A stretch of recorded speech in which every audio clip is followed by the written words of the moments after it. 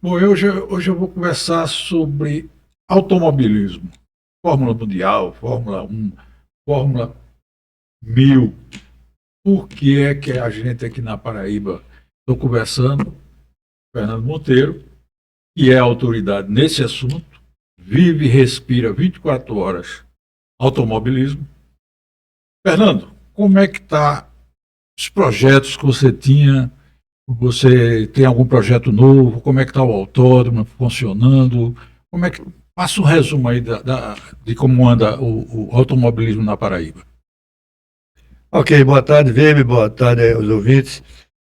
Para mim tem sido gratificante chegar onde cheguei em função de haver cumprido uma promessa minha, independente de desde 1960 ter começado no automobilismo, participar Aquelas corridas que tinha Lagoa, ali, Lagoa, foi 60 ali, Gincanas, foi Rally, foi, 50, 60. foi. Aí fui tomando gosto, né? Ao ponto de, quando começaram as corridas em Recife, inicialmente Recife, diga-se, abrindo um parênteses, o automobilismo do Nordeste nasceu através das mãos de meu tio, por parte de mãe, Tagibe Chaves de Oliveira, Tagibe Rodrigues Chaves. Ele mentalizou, na época dele, quando gerenciava a revenda Citroën em Recife, o circuito do Derby. O circuito do Derby foi tradicional durante vários anos. Anualmente tinha aquela corrida que reunia pilotos, não só aqui no Nordeste, mas até do sul do país chegou a vir gente. Na realidade, depois dali tentaram levar um circuito para Boa Viagem, que não logrou maiores sucessos, e o automobilismo em Pernambuco começou a cair, ficou lá no anonimato, não se tinha nada. Até que retomaram as corridas na cidade universitária, quando estava em construção, nos anos 60. Então eu me motivei a participar numa delas. Para isso eu estava querendo realmente fazer um próprio carro, construir meu próprio carro, e que me desse condições, uma certa vantagem, né, sobre os outros realmente, já por conta do equipamento. Então, em 1968, eu construí o que foi o primeiro monoposto no Brasil. Mas ainda tudo voltado para Recife, né? Porque aqui não se tinha ainda nada que O que é que merecesse. faltava para desenvolver o automobilismo aqui em João Pessoa? Porque teve aquelas corridas na Lagoa que Mas você motivavam vê que muito. era um risco absurdo. Ali a gente agradece a Deus que até hoje, graças a Deus, nunca houve nada.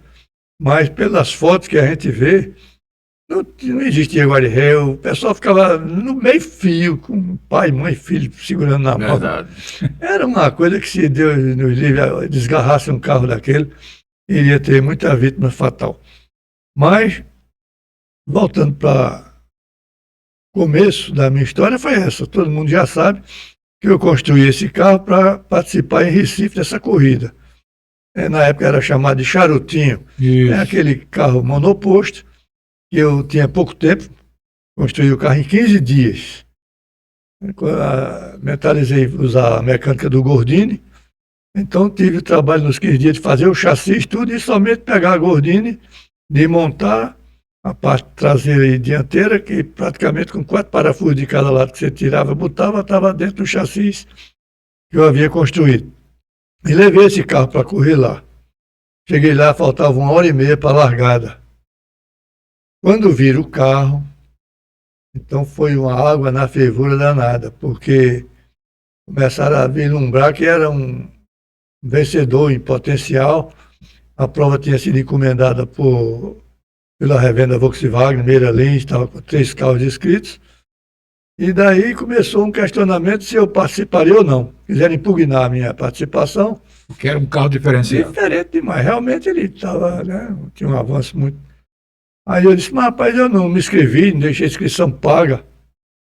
Pelo tempo que estava me faltando quando soube da corrida, dizendo que se eu não tivesse tido tempo de aprontar o carro, Tudo bem, eu perdi a inscrição, mas deu tempo de fazer. Cheguei aqui 3 horas antes. Ó. Mas começaram o movimento de não me deixar correr. Tinha muitos pilotos da Bahia, ficaram ao meu lado, tomaram as dores lá, terminaram brigando. Houve tapa entre pernambucano e baiano para me deixar correr, mas no final das contas, não me deixaram correr. Não tinha como participar. Pedi para participar sem fazer jus a prêmio, a nada.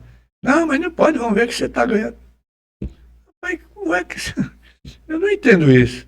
Aí eu digo, pois eu vou fazer uma promessa aqui hoje. Isso foi em 68. Eu vou construir um autódromo na minha terra, para quem chega lá com qualquer coisa, 4 rodas e um motor, corre. E ninguém vai passar jamais o que eu estou passando aqui hoje. Eu fiz essa promessa aqui hoje. Aí foi a promessa que eu fiz realmente. Em 71 adquiri a área lá de cima, foi o antigo Marandreada, comecei a construção do autódromo, não conseguia concluí-lo, por muitos e muitos percalços lá. E depois vendo já a cidade crescendo para lá, quando eu fui para lá não tinha nada, só tinha aquela área com plantação de abacaxi. Então, vislumbrei, adquiri essa nova área, que é essa da estrada de Campina, e fiz um autódromo realmente. Ali é Espírito Santo ou é São Miguel do Taipu ali? São Miguel do Taipu. O condomínio Greenville ainda é limite de Espírito Santo. Do muro para trás é São Miguel. Enfim, aí construí esse novo autódromo. Realmente tem centralizado todo o automobilismo atualmente no Nordeste, porque infelizmente Caruaru fechou, acabou-se o autódromo lá, que era da prefeitura, e Fortaleza também está com seus dias contados. Quando eu achei que estava fazendo a coisa mais necessária, que seria o elo de ligação entre Pernambuco e Ceará, inaugurando o nosso aqui, que a gente podia fazer nossos campeonatos com menor custo para cada equipes e tal. Aí veio a notícia do fechamento dos dois. Mas aí, felizmente, para o Nordeste, não ficamos sem autódromo. E é lá que está sendo disputada essa temporada anualmente do campeonato. Lá está homologada para que tipo de corrida, Fernando? O projeto, ele atende desde que, hoje em dia é o seguinte, é além da conta. O camarada, na Fórmula 1, do que foi a primeira lá em Interlagos, desde a primeira Grande Prêmio do Brasil, eu comecei aí, você vê as peças dos carros, tudo no chão, na areia. O centro médico era uma lona dessa de barraca do Exército, somente com a marca, um médico de plantão, que foi, hoje em dia é aquilo que chegamos lá na Fórmula 1. Veículos, ônibus espetaculares, como hospitais ambulantes. E quando entrou para a Fórmula 1 correr para esses outros países que realmente não tinha problema de gastar, principalmente quando passou agora para a região lá da Arábia, é tudo no mármore, no aço inoxidável, no blindex, o que for. Rola muito dinheiro, né, Fernando? É demais até, além da conta, né?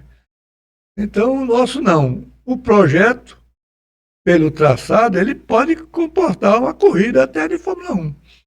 Se não fosse isso, não haveria corrida dentro das ruas de Monte Carlo. Inclusive, você teve um projeto que faria o Monte Carlo do Brasil aqui na Paraíba, em João Pessoa, não é isso? Você não tinha esse projeto de transformar o circuito... Não, aí seria o circuito de rua, que seria João Pessoa a Monte Carlo brasileira. Isso. Seria para um tipo, inicialmente, as primeiras corridas, os nossos carros comuns, né, carros particulares, os carros que normalmente disputam as nossas provas, e no futuro ia evoluir para se ter uma categoria de carro de Fórmula. Isso aí, infelizmente, já fazem 5, 6 anos que vinha batendo nessa tecla, mas houve uma certa promessa. Fernando, como é que fica o dia a dia da cidade? Por exemplo, transforma, faz um Monte Carlo, o circuito naquele estilo, como é que fica o dia a dia depois? A data... Não, eu digo o seguinte, teve uma não muda nada. A cidade volta, exemplo de Mônaco, ao seu uso normal, que poderia ficar, mais uma vez, a exemplo de Mônaco, eram algumas benfeitorias que fossem feitas, né? Eram obrigatórias, que deveriam ser feitas, e que poderiam ficar. já com uma utilidade, você não imagine, hoje em dia, do jeito que esses ônibus nossos, às vezes irresponsavelmente, descem numa velocidade além da conta ali no que a gente chama o viaduto Terceirão, Isso. e enrola ali embaixo na Cardoso Vieira. No dia que um ônibus daquele perder um controle, aquelas lojas todinhas que estão por ali, quem estiver lá dentro no balcão ainda vai ser atingido. Essa é que é a verdade. E ao passo que esses guarda-reios fossem obrigatoriamente lá colocados naquela parte, podia ficar ali, o pedestre estaria transitando entre a faixa de rolagem, né, da via de veículo e a calçada, tranquilamente. Não seria uma despesa mínima, levando em conta o retorno que toda a rede hoteleira, a cidade em si como um todo, iria ter como um retorno. Acredito nisso, já falei várias vezes com o prefeito Cícero Lucena, ele pediu prazo para pensar, para fazer e tal, mas infelizmente tem de um dia para outro, passada a nossa data concebida, que seria no dia anualmente, ficar num calendário regional, nacional, mundial. Uma pessoa despertaria os olhares aí da imprensa internacional no dia 5 de agosto, que seria aniversário da cidade. Então, nesse dia, realmente o trânsito, boa parte do trânsito, mas já que é feriado, não estaria maiores prejuízos, e seria uma coisa altamente viável e que a gente poderia alavancar muito e muito. Agora, de minha parte, como fiz, né, aí inaugurei o autódromo, conforme tinha prometido, mas não tive oportunidade durante muitos anos agora.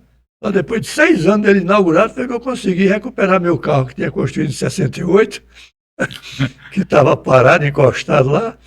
Eu construí o carro todo em 15 dias. Gastei 3 meses para conseguir colocar ele em ordem de marcha novamente. Dificuldade de peça que hoje, na época era do Godinho, chegava ali na revenda e comprava. Hoje em dia, o cliente queria qualquer coisa, era uma dificuldade para achar. Mas, enfim, está feito, recuperado do jeito que eu construí na época. E está lá. Já tá aí, rodando. no dia 10 de dezembro do ano passado, aí essas fotos estão lá, realmente, para mim, são muito gratificantes. Estava cumprindo de andar no carro que eu fiz, no autódromo que eu havia prometido para andar com ele. 10 de dezembro de 2023. Aí eu andei nele. Isso. E o autódromo está caminhando, graças a Deus, salvando, né, esse segmento aqui automobilístico do Nordeste, porque vem sempre o pessoal da Paraíba, o pessoal Nordeste, do Ceará vem. Hein? Você está sozinho no Nordeste? Sozinho, né? Não tem outro autódromo. Recife acabou. Fortaleza também.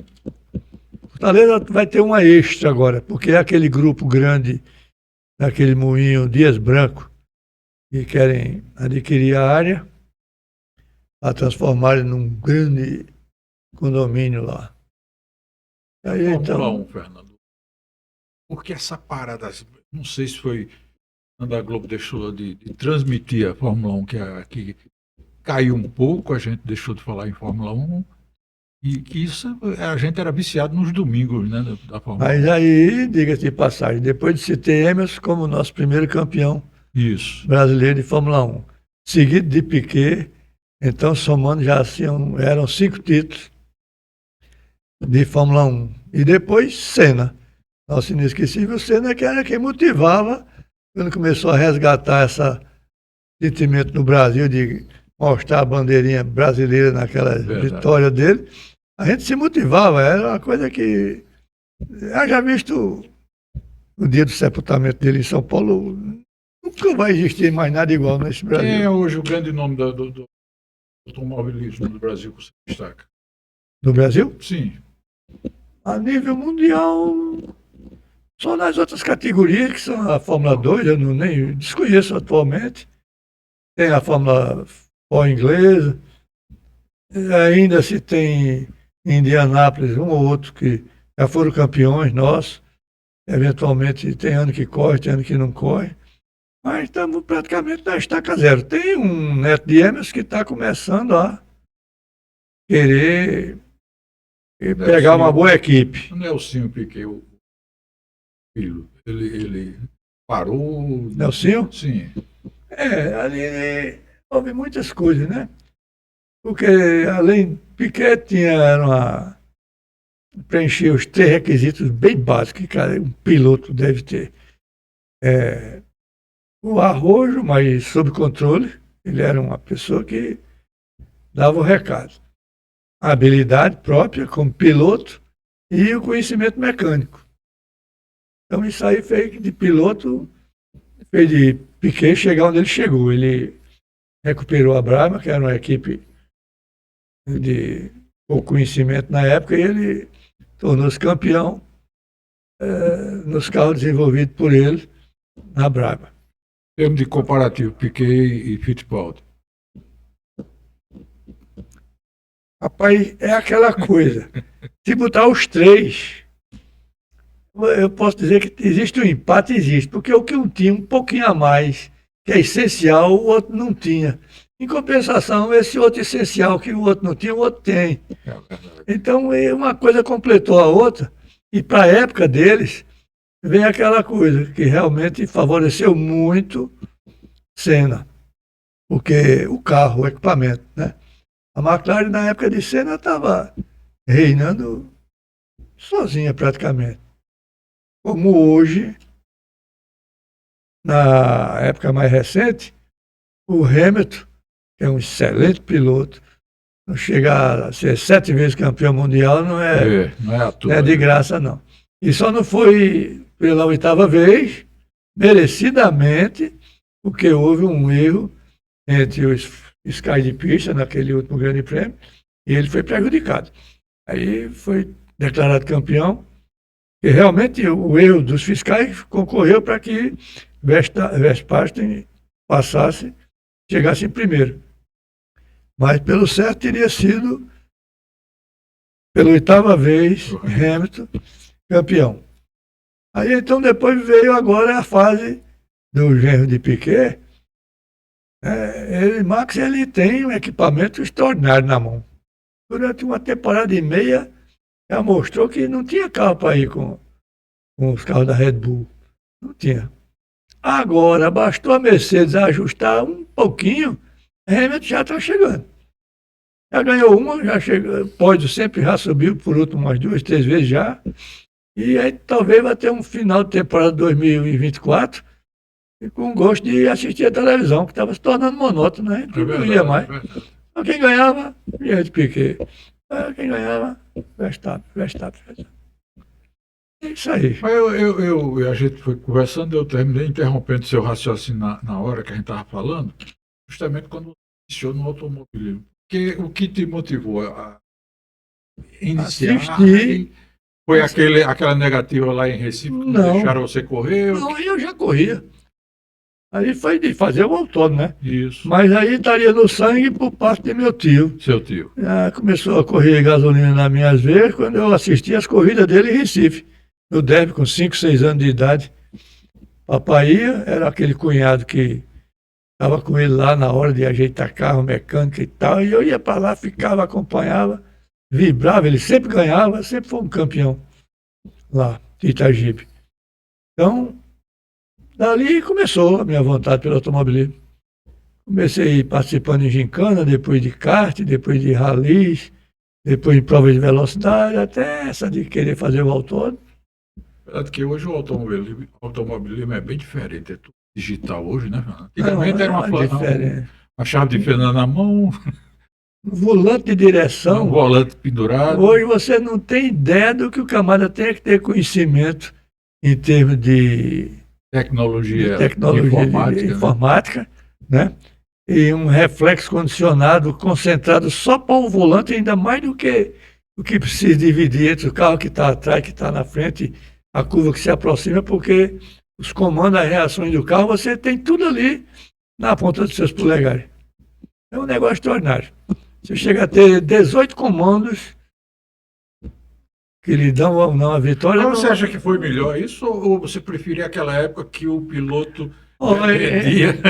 Eu corria ainda no tempo que era a calça comprida, uma camisa qualquer, calça jeans, né? Isso.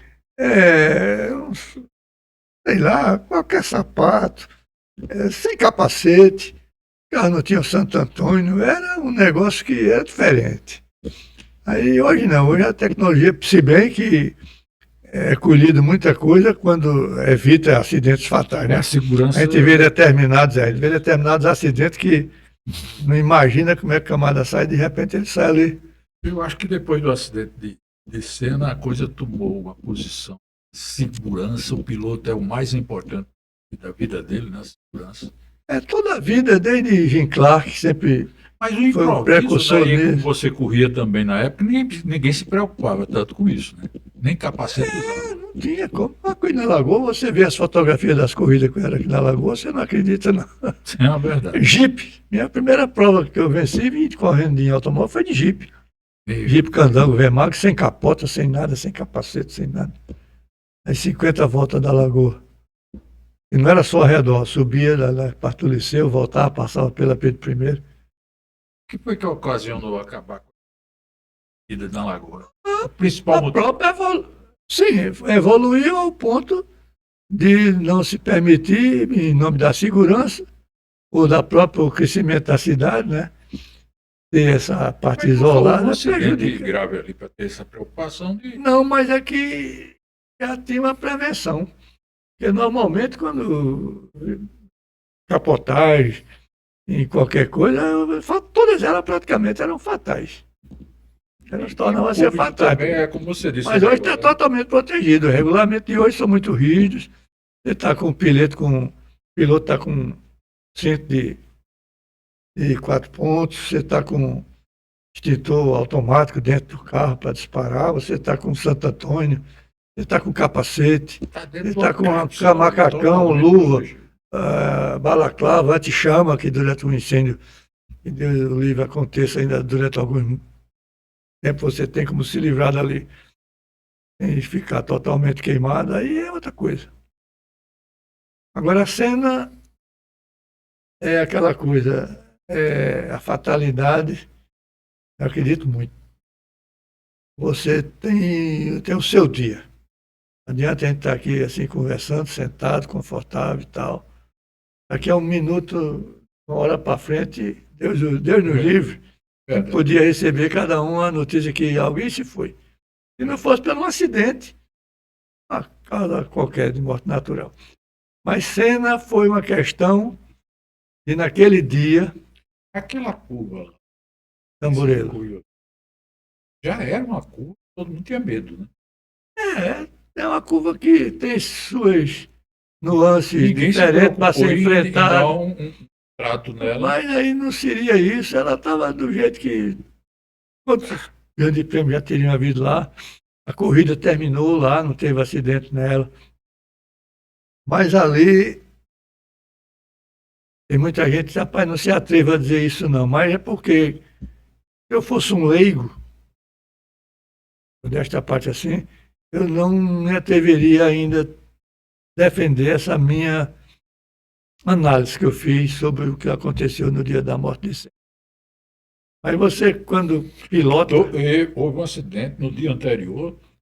já viu isso? Já Teve foi um aviso, morreu né? um. É. É amigo dele, então Isso. aquilo já abalou. abala. Rubinho Barrichello viu o mundo de cabeça para baixo durante quase 300 metros. E aquilo já também, tudo. Tudo num dia, num circuito só, né? Aí teve outros motivos ligados ao momento da vida pessoal dele, né, que ele estava passando, e influíram também. Ele estava lá sozinho naquele dia com tudo na cabeça e o carro não estava rendendo. Era uma das coisas que mais. É ele que iria sempre. Isso é uma análise sua, no caso aí, né? Então foi um somatório. Ele estava com tudo isso na cabeça. E se você vir pelas filmagens de televisão que mostram aquele momento que ele está assim, no carro, segurando o Santo Antônio, o olhar dele. Aí depois se desloca lentamente para entrar no carro e vai colocar a balaclava. Me lembro bem, minha mãe Foi era viva, tipo uma estava despedida ali, junto né? de mim, assistindo televisão, eu disse para ela, é quase como se fosse hoje. A mãe Senna não tem condições de correr hoje, não. Tem certeza, ele não vai ser. Não era para ele correr hoje, ele não está com estado emocional, não está com. Era para ele correr. É que aconteceu. Naquele dia já era a ascensão aos pouquinhos aparecendo de Michael Schumacher. Chegou também onde chegou. Piloto excelente e vinha crescendo, vinha crescendo. A preocupação dos pilotos estava sendo Schumacher. Senna, naquele momento do acidente dele, quem vinha atrás dele era Schumacher. Aí eu digo, quando a gente está pilotando, eu tenho visto como um hábito comum para o trânsito durante o dia. Eu não me desligo de retrovisor. Você tem que estar sabendo o que está vindo por trás para poder, de repente, se tiver necessidade de fazer uma manobra, se não vai prejudicar um que fosse lhe ultrapassar naquela hora, o que for. Enfim, você tem que estar concentrado. Os dois olhos têm que estar de tal forma que um olha para a pista, o outro olha para trás. Então eu tenho isso desenvolvido em mim. Ele está conversando comigo, eu estou dirigindo. Mas naquele dia, o que foi que aconteceu? Foi que faltou a cena na aproximação com a Tamborelli. Ele estava sem a concentração total que deveria, como tinha de hábito, e que todo piloto deve ter, como ele teria. Focado. Se tivesse normalmente, né, as circunstâncias de saúde mental naquele dia. Quando ele chegou naquela volta, próximo a Tamborelli, a curva, ele foi ver exatamente quem estava atrás, preocupado com Schumacher, que vinha se aproximando. Isso. Naquela fração de milésimo de segundo, eu tenho certeza que ele concentrou-se, os dois olhos, concentrou-se totalmente em ver quem vinha atrás. E esqueceu, naquela velocidade, no Fórmula 1 a 200 km, já avança X metros, que quando ele queria, questão de segundo, passado do ponto ideal de fazer a Tamborelli. Agora, coitado, acidentes que a gente vê que o carro fica totalmente destruído, o piloto sai sem nada. Aquele dia foi a fatalidade. Prato e suspensão quebrou com impacto, que veio exatamente atingir ele mortalmente ali, perfurou o capacete. E que se não fosse aquele braço da suspensão, ele tinha resistido ali ao acidente. Sim? Ele teria resistido ao acidente se não fosse Se não o braço fosse, da suspensão. Não tem problema, o carro não houve, destruiu, bateu assim de lado, não. Não tem tido problema, não. Agora ali foi a fatalidade dele insistir por honra de ser o que ele era, responsável, querer ser cumpridor com os contratos, com a imagem dele. Aí foi disputar a prova, o carro da Williams. Mas ele estava sendo perseguido por Schumacher. E Schumacher queria ultrapassá-lo, pelo jeito que... Ninguém sabe. Mas o problema é que a gente, quando está com um atrás, você tem que estar cuidando para não dar de graça a posição. Estamos fazendo manobras escusas, mas dentro do possível, muda o traçado, faz isso, freia mais tarde, freia mais. Defendendo. E o que é que falta hoje, Fernando, para tentar voltar ao apogeu daquelas corridas que a gente ficava no domingo na TV, ficava vidrado ali. Disputa. Né? Hoje a Bandeirantes assumiu já há alguns anos, né? E... A corrida que tem a disputa, ultimamente tem melhorado. A McLaren tem melhorado, Isso. a Ferrari tem melhorado, vai continuar no rumo que vai da Mercedes. Aí Hamilton vai voltar, vai liderar, a mostrar que não desaprendeu nada ainda. Uhum. Aí a coisa gera expectativa, né? Para você, motivação para ver, mas se não, se torna aquela coisa tédio. Primeiro, segundo, terceiro. Tá? E seu sonho ainda de fazer um circuito aqui em João Pessoa? Como é que tá? O que é que tá? Rapaz, no dia que tiver aquele prefeito que queira comprar a ideia, o projeto está todo pronto. Detalhes. É investimento para quanto? O que gasta nesse show de virada de ano? Vou botar esses cabeludos cantando ali. E o mundo inteiro se interessa pelo um... Exatamente. Aí vão dizer, mas tu vai querer promover coisa na cidade de João Pessoa e tem um autódromo, tem que levar as corridas para lá. O autódromo é uma coisa, é feito para aquilo. É uma prova que você mentalize para ser disputada num circuito de rua para transformar aquela cidade como Exemplo, Indianápolis é o que é? É um circuito fechado? É. Aí é a meca do automobilismo mundial. Né? Aí você tem Monte Carlo, você tem dezenas de outras cidades que têm suas provas que fazem a marca da cidade. E João Pessoa poderia ter isso como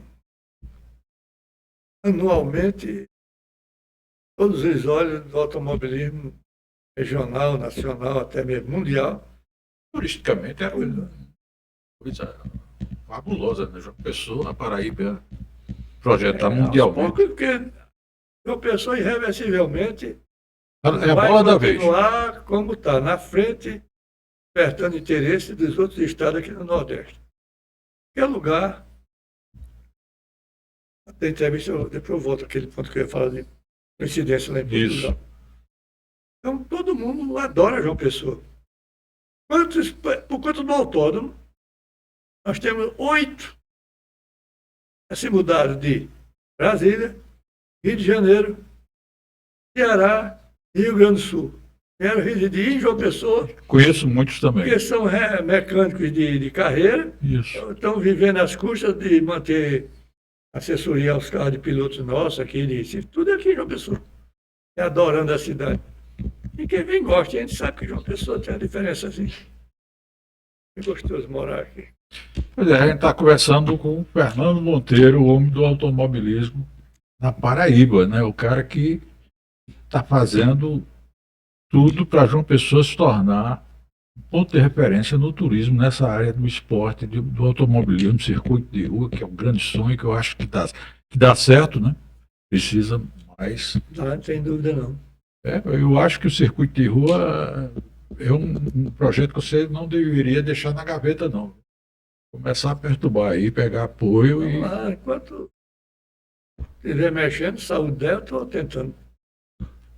Tá bom. Por enquanto, administrando, já completei os 80, mas a vontade de fazer as coisas não parou, não. Pois é, esse foi um bate-papo aqui com o Fernando Monteiro. Todo mundo conhece como homem das pistas, né? E, Fernando, e o autônomo, quais são os dias? Toda semana, todo domingo? Largada, arrancada? Normalmente, atividades existem, agora não oficiais, né? Realmente, nós temos as provas do campeonato anual, temporada, que se resumem a Aquele projeto da 5 finais de semana. Fórmula Truck, Fórmula Truck que viria são as para coisas também que Paraíba. acontecem, né? O Aurélio, que era o fundador, o mentor da Fórmula Truck, chegou ao ponto, por conta dele, mas infelizmente nos deixou, né? Assim, de repente, Isso. moço ainda, uma coisa inesperada, em plena atividade de um Né? final de corrida, entregar o prêmio a um dos campeões que estava no pódio, teve um infarto. Depois a esposa dele ainda continuou. Levou ainda, durante uns 2 anos, a Fórmula Truck. Estava bem. Mas sempre aparece alguém que acha que não, aí começa a fazer uma certa oposição, chegou ao ponto da Fórmula Truck ficar praticamente dividida. O pessoal que acompanharia a gestão que vinha sendo desenvolvida pela viúva de Aurélio, e os outros que queriam tomar rédeas para poder fazer a sua maneira, ou vendo o potencial do lucro financeiro. A categoria estava trazendo o maior público ainda do Brasil, estava da Fórmula Truck. Ele terminou praticamente extinta, mas retomou. E continua. Agora, eu, particularmente, eu fiz nosso autódromo, se você observar, o pé direito dele é 3,5 metros dos boxes. Quando eu chamei Aurélio, que a gente se conhecia, lá de Caruaru, eu digo, vamos lá, João Pessoa, para você ver o autódromo que eu estou fazendo, e vou fazer em sua homenagem. Eu não vou permitir ver o que eu acompanho aqui. No Brasil inteiro. Caminhões não cabiam, não entravam nos boxes. Então, chuva, sol e serena, os mecânicos trabalhavam A Deus dará. a Deus dará, ao relento. Eu digo, olha aqui, tá vendo? Aí ele veio, disse, mas rapaz, não estou acreditando. Eu digo, pois é. Vamos inaugurar com a Fórmula Truck. Né? O nosso autódromo tem box, cada um deles capacidade para 2 caminhões. Tanto em largura como em profundidade e altura. Mas aconteceu isso, aí eu não sei se para meu bem, porque Caruaru, diga-se de passagem, fazendo uma ressalva, ele acabou por falta de conservação da pista que não permitia mais nem fazer as corridas. E a prefeitura não se importou e também não era nada para a prefeitura. A gente sabe que isso aí não é uma desculpa. 2.900 metros, não, 3.500. Para mandar asfaltar. Ele levava gente para Caruaru, muito. Acabou, se virou uma buraqueira que você não consegue andar a 40 quilômetros, quebra o carro. Aí no meu, como não teve dinheiro de ser ninguém, foi do bolso, me desfazendo aquela área lá de cima, a fazer lá. Então eu sei quanto custou o asfalto. Ele tem que durar e muito. Eu fiquei lá na hora de ser feito, aplicado, cobrando para não fazer negócio mal feito. Ainda hoje está lá, já está com 8 anos e pouco, está perfeito. Mas eu não poderia me dar o luxo de arriscar botar a Fórmula Truck para correr aí. Realmente o asfalto. E ia estragar o asfalto todinho. Fatalmente vai deixar ele todo comprometido. E aí depois, para recapear, quem é? O governo do estado vai fazer? A prefeitura vai fazer? Não vai, tinha que ser eu. E aí ele vai buscar outra quantidade de dinheiro para recapear o autonômio. Deixa como é que está, né? Deixa como está, porque ele vai durar ainda muito tempo. Com certeza. Até 8 anos está novo ainda, né? Até que as coisas mudem, né? Ganhar uma loteca, por aí. Fernando, prazer enorme tê-lo aqui. Igual. Queria que você levasse uma lembrancinha do nosso podcast. A canequinha, todo convidado leva a canequinha para estar na sua estante ali. Sei que tem muito troféu de automobilismo lá, mas tá aí. Botar essa junto.